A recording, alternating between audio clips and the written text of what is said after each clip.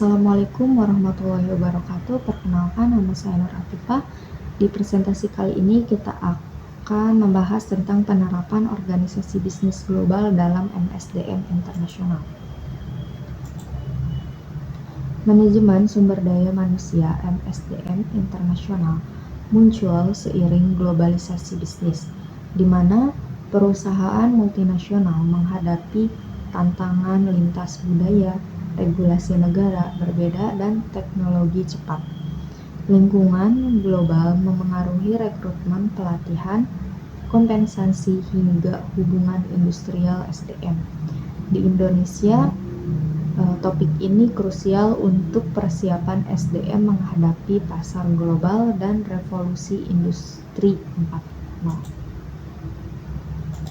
Rumusan masalah: bagaimana MSDM internasional diterapkan dalam organisasi bisnis global dan apa saja tantangan utama seperti perbedaan budaya, nilai tukar mata uang, dan kesiapan SDM di era digital, serta bagaimana strategi rekrutmen, pelatihan, penilaian kinerja, dan kompensasi lintas negara.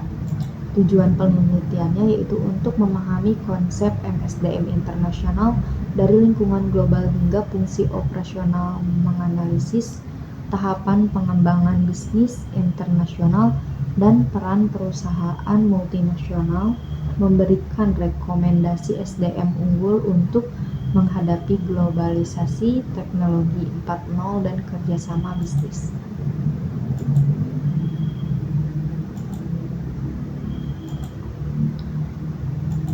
MSDM internasional diterapkan dalam organisasi bisnis global melalui pendekatan terintegrasi yang melibatkan perencanaan strategis SDM lintas negara dan pusat kendali di markas besar yang menyesuaikan praktik lokal melalui model hybrid seperti etnosentrik prioritas pusat atau polisentrik adaptasi regional, dimulai dari identifikasi talenta global hingga alokasi ekspatriat untuk transfer pengetahuan, sebagaimana tercermin dalam tahapan pengembangan bisnis dari ekspor hingga aliansi multinasional.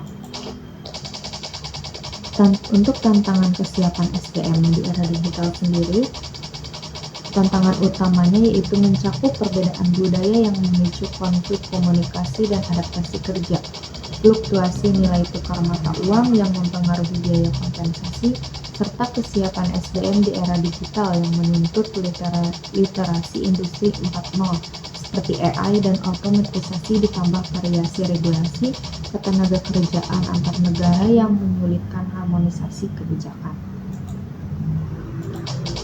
Strategi rekrutmen, pelatihan, penilaian kerja, dan kompensasi lintas negara.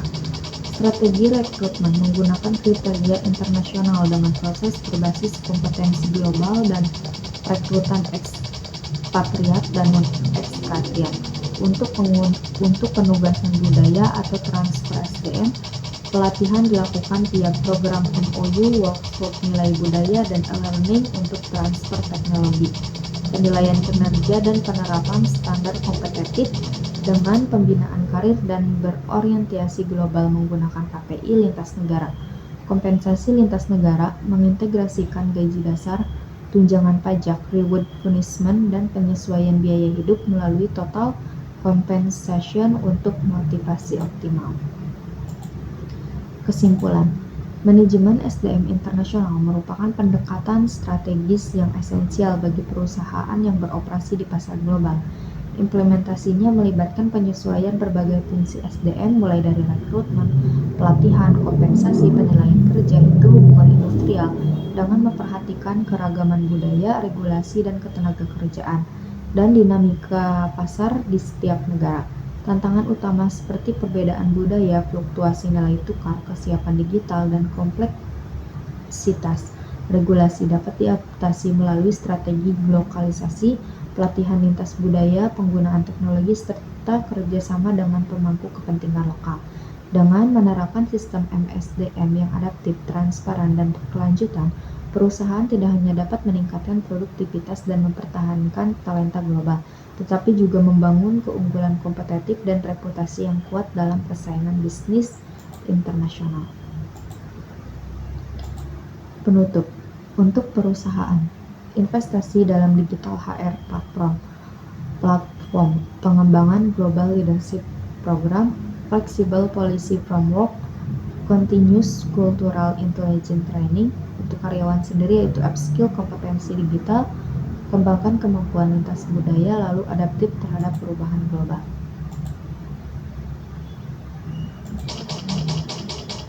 Terima kasih.